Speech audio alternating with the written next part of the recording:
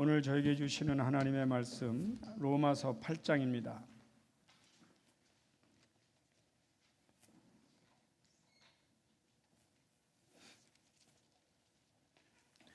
로마서 8장 14절부터 17절까지 먼저 보시겠습니다. 로마서 8장 14절부터 17절까지의 말씀입니다.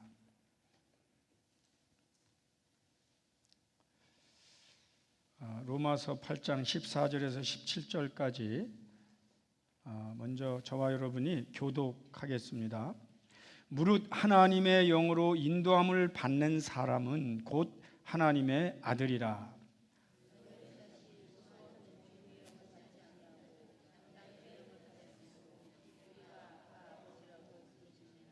성령이 친히 우리의 영과 더불어 우리가 하나님의 자녀인 것을 증언하시나니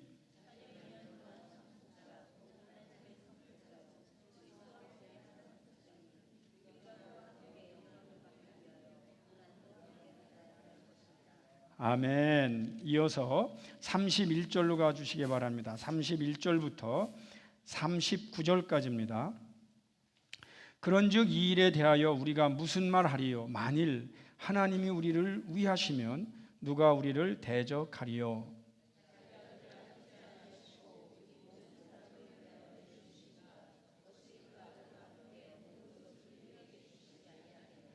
누가 능히 하나님께서 택하신 자들을 고발하리요?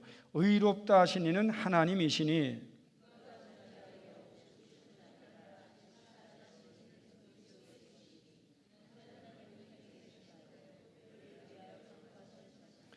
누가 우리를 그리스도의 사랑에서 끊으리요? 환난이나 곤고나 박해나 기근이나 적신이나 위험이나 칼이랴.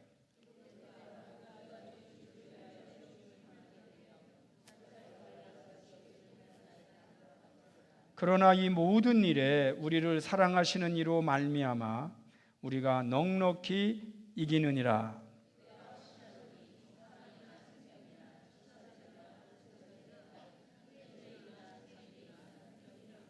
다 같이 높음이나 깊음이나 다른 어떤 피조물이라도 우리를 우리 주 그리스도 예수 안에 있는 하나님의 사랑에서 끊을 수 없으리라. 아멘. 다 같이 아멘. 이 아침에 교회를 오면서 갑자기 비가 막 내렸어요. 비가 막 내려서 그런 생각이 났어요. 야, 비가 이렇게 오니까 참 좋다. 비가 오면 참 좋아요. 저는 비를 굉장히 좋아합니다. 그럼 눈은 어떻게 할 것 같아요? 눈도 좋아합니다. 그럼 비가 안 오는 날은 어떻게 할 것 같아요? 안 오는 날도 좋아합니다. 여러분, 캐나다에 살면서 팁을 하나 좀 드리고 싶어요. 그렇지 않으면 캐나다 살면 힘들어져요. 캐나다에 사실 때 어떤 날씨가 오든 좋은 이유를 대서 즐겨야 됩니다. 캐나다에 살면서 가장 이유를 대기 어려운 날씨가 어두컴컴하면서 좀 추울 때, 그럴 때는 진짜 애매하죠. 그날은 어떻게 표현하는 게 좋을까? 야, 이런 날은 빈대떡 먹기 진짜 좋은 날이다. 아니면 야, 이런 날은 커피 한잔 하면 최고다. 어쨌든 모든 날씨를 긍정적으로 해석해내는 능력을 가지면 캐나다에서 성공하시고, 모든 날씨를 부정적으로 받아들이면 오늘은 왜 비가 오나? 오늘은 또 왜 눈이 오나? 또 오늘은 왜 이렇게 날씨가 좋은가? 이렇게 불평하면 캐나다 생활이 어려워집니다. 그런데 오늘 이렇게 비가 막 오는데 제 마음이 기쁜 것은 우리 교인들이 비를 막 맞아가면서 교회 오는 걸 생각하니까 그렇게 기뻤어요. 사실은 교인들 고생하면 뭘 좋아하겠어? 목사가 나빠서 야, 우리 교인들 고생한다, 기분 좋다, 그럴 리는 없겠죠? 오히려 그거보다 상상이 되는 게 빗속을 뚫고 주의 전을 향하러 막 가는 이 감동, 그게 이렇게 참 느껴지는데, 그게 2부 예배쯤 되니까 싹 날씨가 맑아지는 거예요. 그래서 그 감동이 사라졌어요. 근데 1부 예배는 비가 많이 왔어요. 어쨌든 여러분, 오늘 이렇게 주의 전에 다 나온 것을 주의 이름으로 환영합니다. 이 세상에서 가장 귀한 곳에, 가장 귀한 시간에 여러분이 계신 겁니다. 한 주간 동안 기도하면서 제가 성령님께서 저에게 주시는 메시지를 들었어요.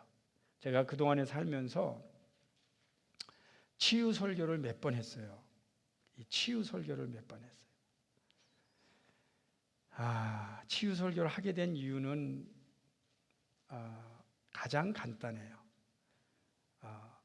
성도님들의 상처를 보니까 내가 치유해주고 싶어서가 아니에요. 어떻게 보면 내 안에 있는 상처가 있었기 때문에 치유에 대해서 관심 갖고 기도하면서 치유 설교를 하게 된 겁니다. 목회자도 또 여러 성도님들도 인생의 어느 기간을 살았기 때문에 원하든 원치 않든 각종 어려움을 가지고 살아요. 그게 아주 쉬운 말로 상처를 받고 살아간다, 그렇게 볼 수가 있지요. 그런데 제가 언젠가부터 이 치유 설교하고 저 자신을 위한 치유 목회를 하고 그리고 우리 성도님들 치유받기를 원하고 그 다음에 제가 부흥회 가면은 한국에 부흥회 가면 5번 내지 9번의 설교할 때 꼭 치유 설교를 한 번씩 넣어요. 그런데 기도하는 가운데 어떤 마음이 드냐면 네가 치유를 설교했는데 결론을 내려줬냐, 그런 게 자꾸 마음에 와요. 가만히 보니까 우리에게 상처라고 하는 것은 여러 가지가 있어요. 어떤 사람은 마음의 상처가 있어요. 어떤 사람은 생각의 상처가 있어요. 어떤 사람은 외부적으로 상처가 있어요. 죄송하지만 어떤 사람은 나와 상관없이 부모님의 상처를 내가 안고 갈 수도 있어요. 그런데 목회를 하고 제 자신을 보면서 깨닫는 게 뭐냐면 마음의 치유를 받은 분이 치유를 받으면 다시는 그러한 상처가 없어야 되는데, 또 생각의 치유를 받은 분이 치유를 받으면, 상처를 받은 분이 치유를 받으면 이제는 계속 하나님의 은혜대로 살아야 되는데 여전히 또 흔들린다는 거예요. 결론이 나지 않아요. 심지어는요, 하나님의 은혜로 고침을 받고 오히려 하나님의 일을 반대하는 일에 그걸 사용하는 사람이 있어요. 예를 들면 하나님, 나는 돈이 없어요. 하나님, 나에게 돈을 주세요 하면서 하나님께서 정말 그에게 물질을 줬더니 이제는 오히려 그걸로 하나님의 일을 하는 게 아니고 죄 짓는 데 사용할 수도 있어요. 옛날에 건강이 약한 분은 약할 때는 하나님 앞에 기도하고 잘 다녔는데 건강을 얻고 나더니 이제 힘이 있다고 잘 돌아다니면서 주일도 가끔 빠질 수 있어요. 그럴 수 있나요? 그럴 수 있어요. 어떻게 보면 제가 그렇게 치유 설교를 하면서 궁극적인 치유의 결론을 내려주지 않은 것 같아요. 오늘 이미 제목에 결론을 내리고 출발을 합니다. 여러분 한번 제목을 같이 좀 봐주시기를 바랍니다.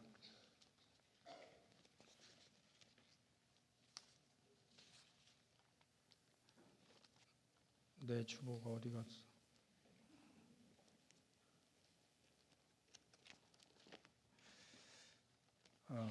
제목을 봐주시기 바랍니다. 제가 치유의 완성하면 그 다음을 좀 읽어주시기 바랍니다. 치유의 완성. 다시 한번. 치유의 완성.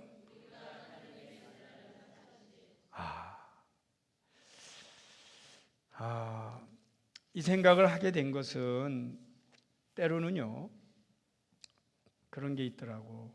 내 마음에 상처가 있어요. 근데 이게 완전히 치유되지 않았어요. 그런데도 괜찮은 것은 내가 하나님의 자녀라는 사실을 믿기 때문이에요. 어떤 때는 내 생각이 아직도 다 정리되지 않았어요. 그래도 완전히 치유가 일어나지 않아도 괜찮은 것은 내가 하나님의 자녀라고 하는 사실이에요. 때로는 여러분, 우리가 남보다 더 탁월하게 더 좋게 태어나면 좋겠지만 그렇지 않은 모습을 가지고 있어요. 그래도 여전히 완전히 치유되지 않은 것 같아도 가능하고 괜찮은 것은 내가 하나님의 자녀라고 하는 사실이에요.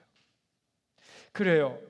우리가 중도에 완전히 치유가 일어날 수도 있어요. 그런가 하면 아직도 여전히 치유 과정일 수도 있어요. 그러나 이 모든 것이 그럼에도 불구하고 내가 어딜 가더라도 승리할 수 있는 것은, 내가 더 이상 쓰러지지 않을 수 있는 것은 내가 하나님의 자녀라고 하는 사실이에요.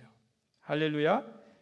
외부적으로 보면 완전히 치유가 일어난 것 같지 않아도 이미 우리 안에 하나님께서 역사하셨어요. 그게 뭐냐면 너는 내 아들이다, 너는 내 딸이다 하는 것입니다. 오늘 성경 말씀에 보면 너무 놀라운 사실이 나옵니다. 무릇 하나님의 영으로 인도함을 받는 사람은 곧 하나님의 아들이다, 하나님의 자녀다. 너희는 다시 무서워하는 종의 영을 받지 아니하고 양자의 영을 받았으므로 우리가 하나님을 아빠, 아버지라고 부르짖느니라 그랬어요. 아빠, 아버지. 여러분,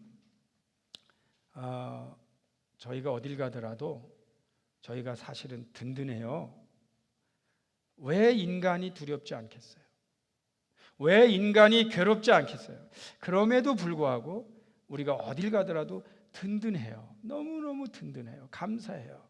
그게 우리가 이렇게 부르니까 우리 하나님 아버지, 하나님 아버지, 하나님 아빠. 하나님께서 나와 함께 하세요. 제가 언젠가 그런 기억이 나요. 어딜 가야 되는데 불안해. 참 불안해요.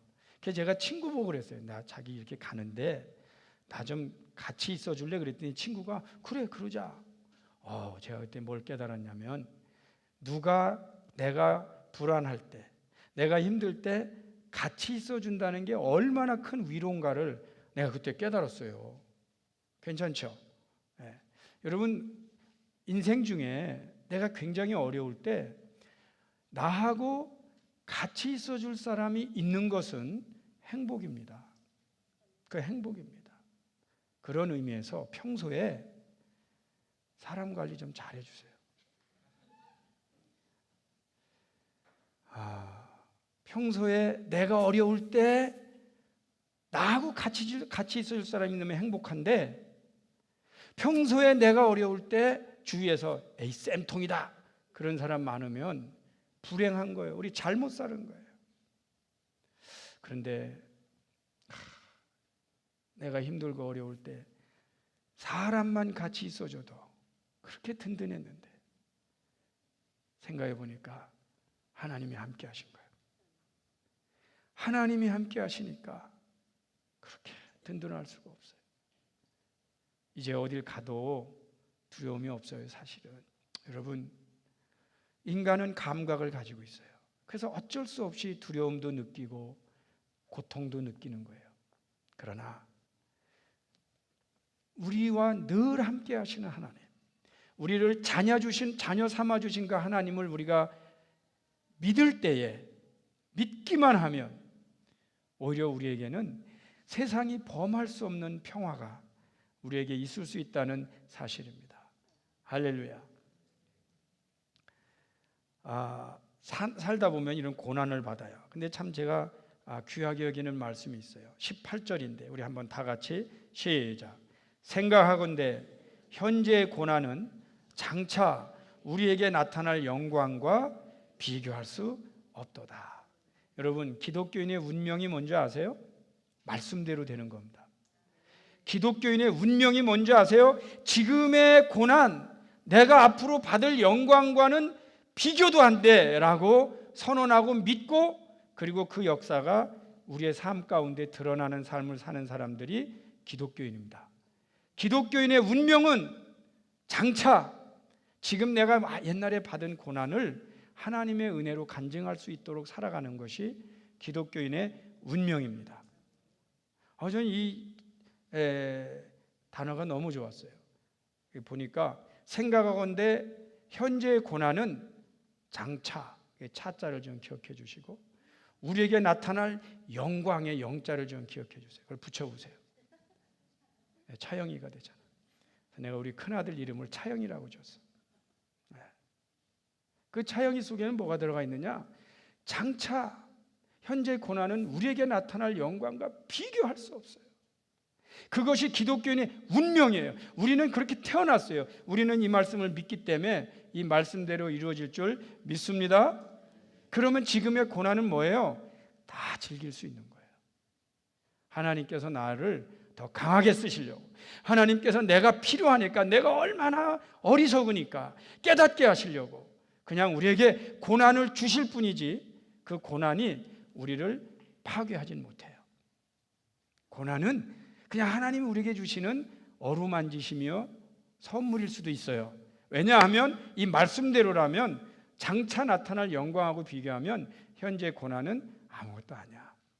그렇다면 고난은 그냥 감사하기도 하고 즐기기도 하는 거예요. 말씀의 교회를 목회하면서 고난이 있겠죠.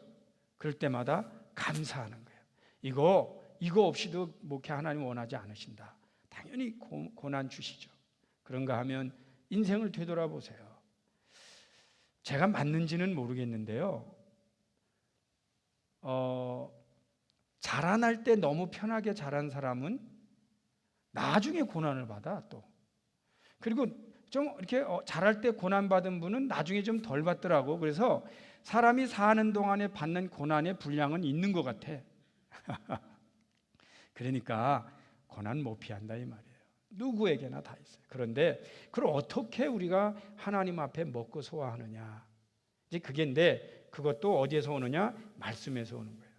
그렇다면 현재 우리에게 당하는 고난은 정말 앞으로의 영광과 비교할 때 아무것도 아니야. 그 근거가 뭐냐? 우리가 하나님의 자녀이기 때문이에요. 할렐루야. 우리가 하나님을 아바 아버지라 부르기 때문입니다.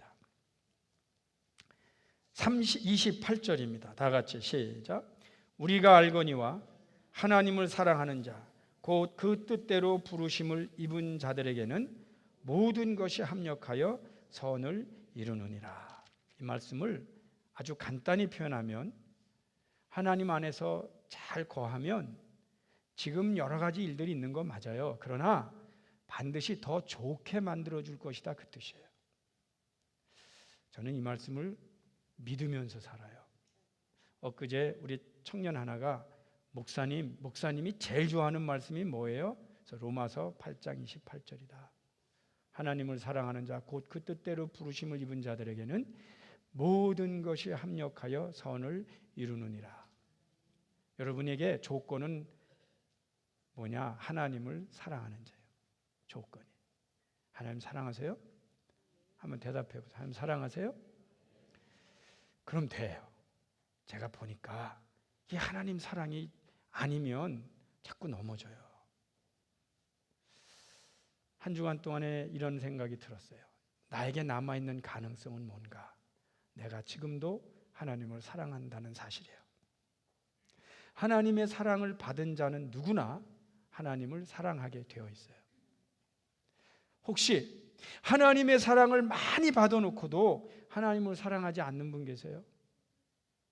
실망스럽겠죠. 그러나 하나님의 사랑을 많이 받은 사람은 대부분 하나님을 많이 사랑하게 돼 있어요.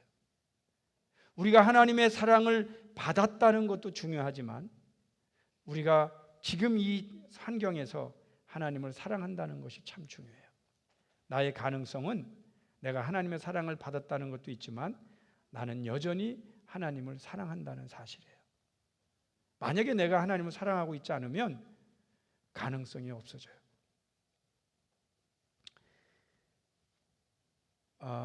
인간은 제가 볼 때 인간은 영광을 받을 만한 존재가 못 돼요.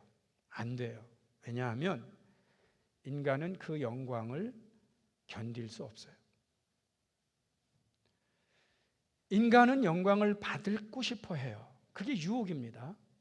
그런데 인간은 영광을 받으면 그 영광을 못 견뎌요. 못 견딘다는 게 뭐겠어요? 결국은 그 영광을 누리면서 타락하고 그 영광 때문에 무너지는 거예요. 그 영광 때문에 하나님의 영광을 잊어버려요. 내가 기도하면서 써놨어 이렇게. 왜냐하면 이 기도 중에 하나님이 가끔 계시를 주시거든요. 그럼 써놔야 돼. 그거 다시 봤는데 멋있어. 누가 썼는지. 그래서 이거 설교야, 설교. 그래. 사람은 다 자기가 잘 되길 원해요. 여러분, 삶의 비결이 하나 있습니다. 내가 잘 되기를 원하는 것보다 더 중요한 게 있어요. 하나님의 이름이, 하나님의 영광이 드러나기를 원해 보세요. 놀랍게도요, 그게 우리의 능력이 됩니다. 아니, 뭐예요? 특이하죠? 내가 내일 하라 그러면 그냥 너무 열심히 하는 분들도 계세요.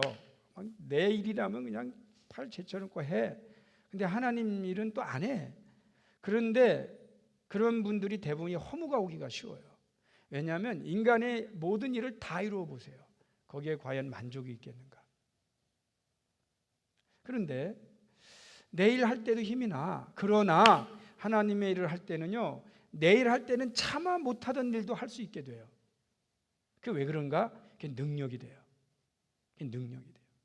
그래서 의외로 하나님의 영광을 위해 사는 분들이 겉보긴 그렇지 않은데 위대한 일을 해냅니다. 왜 그럴까요? 그게 능력이야, 능력. 사실은 제가 아는 분들이 두 분이 있어요. 한 분은 교장 선생님 은퇴하신 분이에요. 교장 선생님 높죠. 어디서 제일 높아요? 뭘 물어봐. 학교에서 제일 높지. 그 교장 선생님 하신 분도 목회자가 됐어요. 그런데요, 교장 선생님이 있으면은요, 제자들이 와서 다 인사합니다. 선생님. 그런데 이분이 목회자가 된 거예요. 어떤 일이 일어난지 아세요? 자기 제자들이라도 섬겨요. 가능합니까? 가능해요. 인간으로는 참아할 수 없는 일이었겠지만 하나님의 영광을 위하니까 뭐 내가 가르친 게 다 훌륭한데, 오히려 더 훌륭한데 그들을 섬길 수 있게 되는 거예요. 인간적으로는 불가능해요.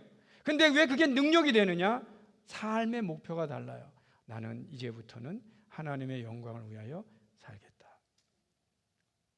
제가 아는 분이 군대에서는요, 사실 그 대령은 되게 높은 거예요. 그게 얼마나 높은지를 모르는 분들은 대부분이 병역 미필자입니다. 아니면 방위 출신이거나. 그런데 대령이면 참 높은 거예요. 대령 되면요, 멘탈리티가 어떻게 되냐면 잠잘 때 매일 별다는 꿈을 꿔요.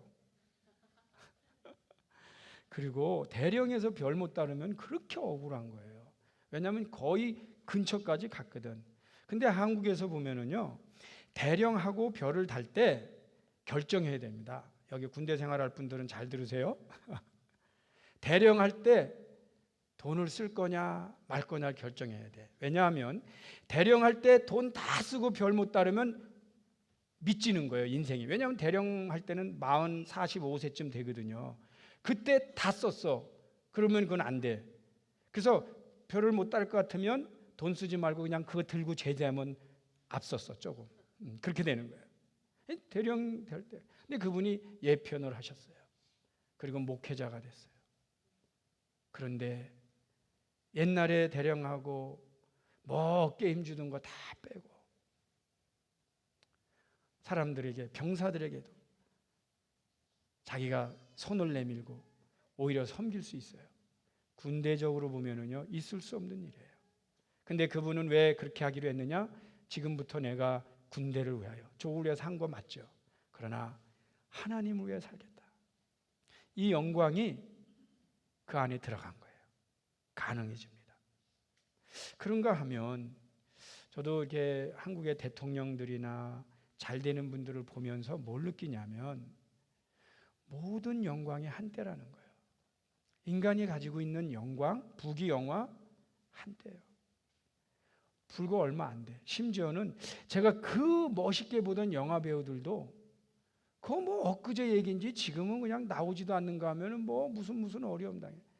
그 훌륭한 운동선수들이 연봉을 몇 억씩 받을 때는 굉장한 줄 알았는데 그렇게 안 돼 또.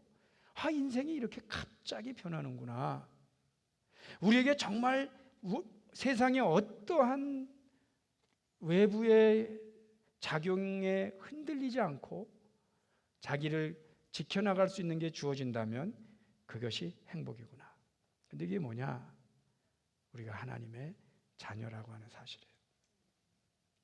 우리가 하나님의 자녀라고 하는 이 사실을 어떤 거와도 바꾸면 안 됩니다. 어떤 분은 애인하고 바꿔요. 애인하고. 애인이 교회를 안 다니는 애하고 사귀었는데 주일마다 뭐 놀러 가자고 그런다고 가. 그거는 구원을 너무 작은 거에 바꾸는 거잖아. 어떤 사람은 그 합의, 취미하고 바꿔요. 그러나 하나님을 사랑한다고 하는 이 믿음, 내가 하나님의 자녀라고 하는 이 믿음은 세상의 어떠한 것과도 바꿀 수 없어. 그러면 그분은 성공한 거예요. 그분은 어디 가도 행복한 거예요. 그분은 반드시 하나님 안에서 그분이 원하는 모든 것을 이루고 영광 가운데 하나님께 영광 돌릴 수 있게 돼요. 이거를 잡을 수 있어야 돼. 이게 뭐냐? 우리가 하나님의 자녀라고 하는 믿음입니다. 할렐루야. 저희가 그 좋은 거 그냥 다 알아요. 다. 근데 이제 우리가 해야 될 게 있어요. 평소에 그냥 부르는 거예요. 하나님을. 아이고 하나님 아버지, 하나님 도와주세요. 하나님 믿습니다. 이게 그냥 나와야 되는 거예요. 그러면 문제가 해결되는 거예요. 간단하지만 여기엔 뭐가 있느냐? 하나님을 아버지로 믿는 믿음이 거기에 들어가 있어요. 한번 따라합시다. 하나님 아버지, 하나님 도와주세요. 하나님 믿습니다. 이게 막 나오는 거예요. 막 나오는 거예요. 그래서 제 설교 중에 물론 여러분들에게는 했지만 제가 이제 부흥회 가고 그럴 때 꼭 또 설교하는 내용이 하나 있어요. 가끔 자주 들으세요? 제가 귀하게 깨달은 복음은 반복해도 그냥 아멘으로 받아주세요. 아멘? 네. 그거는 외워도 좋아. 그 단어가 너무 아름다워서. 그게 뭐냐? 신음 중에도 불러야 하는 하나님이에요. 한번 따라합시다. 신음 중에도 불러야 하는 하나님. 이 설교 제목이 어디서 나왔냐면 제가 너무너무 아팠잖아요. 근데 이제 지나갔어요.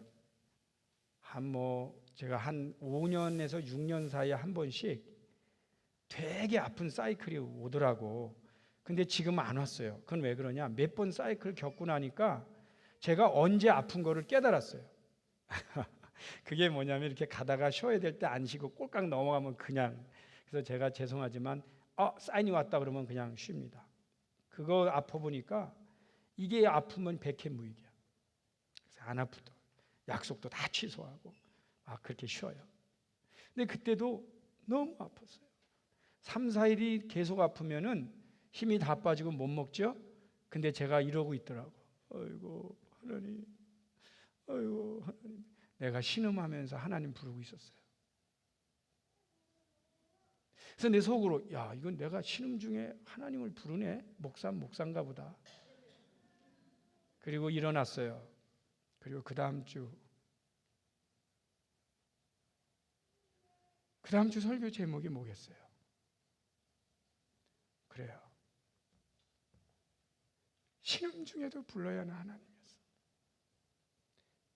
우리가 인생을 살다 보면 신음밖에 안 나올 때가 있어요. 하나님, 어떻게 하면 좋아요? 어떻게 하면 좋아요? 아무 어떤 방법이 없어요. 신음밖에 안 나오는 거예요. 누구 카운슬러 간다고 되는 게 아니에요. 정말 신음밖에 안 나오는 거예요. 그런데도 우리는 어떤 사람이냐? 신음 중에도 하나님 부르는 사람들이에요. 누가 그런 자격을 우리에게 줬냐? 하나님께서 주셨어요. 왜냐하면 너희는 내 자녀라고 하셨단 말이죠. 우리가 하나님의 자녀이기 때문에 내가 신음 중에 불러도 하나님은 들어주세요. 하나님은 출동하시는 거예요. 그래서 우리가 정말 신음 중에라도 하나님 부르실 수 있는 여러분 되시기를 축원합니다. 시편에 보면 정말 유명한 23편 다시 한번 가만히 생각해 보면 그런 거예요. 내가 사망의 음침한 골짜기로 다닐지라도 해를 두려워하지 않을 것은 주께서 나와 함께 하신다. 지팡이와 막대기로 나를 안위하십니다. 그리고 주께서 내 원수의 목전에서 상을 차려주셔요. God, you prepare a table before me in the presence of my enemies. 이 enemy들이 있어요. 거기에서도 하나님께서 spread, 뭔가 나를 위해서 best award를 주십니다. 오늘 한 말씀을 다 같이 읽기를 원하는데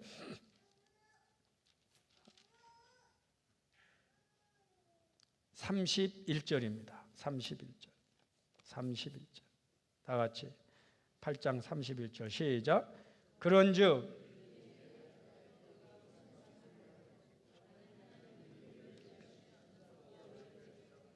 아멘. 하나님이 우리를 위해 주시면 누가 우리를 대적하리요? 하나님께서 우리와 함께 하시고 하나님께서 우리 이렇게 도와주세요. 그러면 대적할 사람이 없다는 거죠. 인생을 살다 보면 대부분 적이 나타납니다. 법 없이 살 것 같은 사람에게도 적은 나타나요. 그런데 성경에 너무 귀한 진리를 우리에게 가르쳐 주셨어요. 여러분 그 진리 꼭 지키며 사세요. 평생 동안. 원수는 하나님께 맡기고 너희가 갚지 말아라는 진리예요. 원수를 바보 같은 사람이 자기 손으로 갚아요. 그래서 당하는 거야. 원수는 절대 우리 손으로 갚는 거 아니에요. 그냥 하나님께 맡기는 거예요. 왜 그런 줄 아세요? 그게 원수가 아닐 수도 있고 정말 원수라면 하나님께서 알아서 처리하시니까. 근데 원수가 아닌 사람을 또 우리는 원수라고 그냥 죽이지 못해서 날린 사람도 많아. 또 내가 이렇게 들어보면 원수도 아니야. 근데 원수라고 그러는 거야. 또 그런 게 너무 많아. 그러니까 제발 원수 갚지 말라고, 실수하니까. 그런데 그런 원수가 있기 마련이에요. 그런데 그 원수가 있어도 하나님께서 우리를 위해 주시면 문제 없다는 거예요. 그런가 하면 그 사람 앞에서 in the presence of our enemies, 거기 안에서 놀랍게도 하나님께서 우리에게 상을 베풀어 주신다는 건 오히려 우리를 더 큰 존재로 만드시고 원수들이 우리를 부러워하는 존재로 만든다는 거예요. 하나만 여쭤보겠어요. 여러분 혹시 주위에서 여러분 굉장히 부러워하는 존재예요? 대답해 보세요. 그렇게 돼야 돼. 아멘. 그게 왜 그러냐? 저희는 그런 운명을 타고났어요. 하나님께서 그렇게 만들겠다고 하셨어요. 주위에서 굉장히 부러워해요. 저 사람 하나님 믿더니 어떻게 저렇게 됐네. 이게 자꾸 이렇게 부러움으로 나오도록 하나님께서 만들어 주시겠다 그랬어요. 하나님께서 원수 목적의 상을 베풀어 주세요. 오늘 저희가 같이 좀 찬양 하나 부르고 싶은 게 있는데 제가 좀 특별히 좀 부탁했어요. 힘들고 여기 보면 너는 내 아들이다. 이게 시편 2편 7절에 나오는 이 말씀인데 이스라엘 민족에게 주시는 말씀이기도 하고요. 오늘 저에게 주시는 메시지와 동일한 찬양이기도 합니다. 우리 이 찬양을 한번 같이 나눠보겠습니다.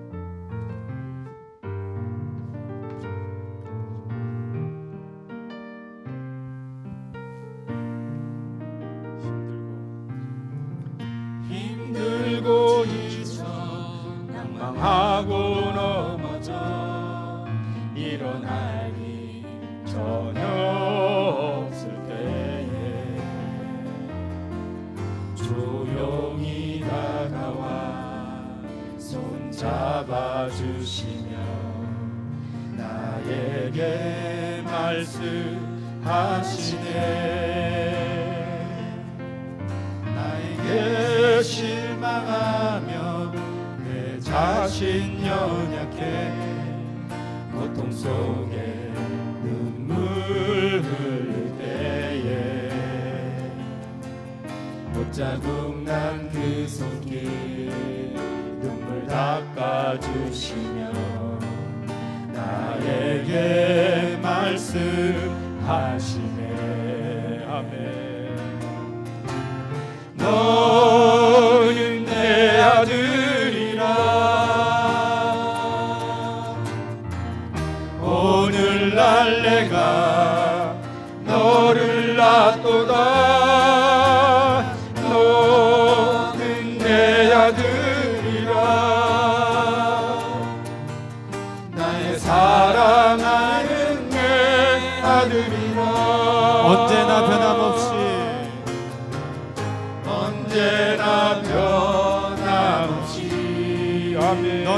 아들이라 너는 내 아들이라. 나의 십자가 고통 세상의 그 고통으로 내가 너를 낳았으니 너는 내 아들이라. 오늘날 내가 너를 낳았도다.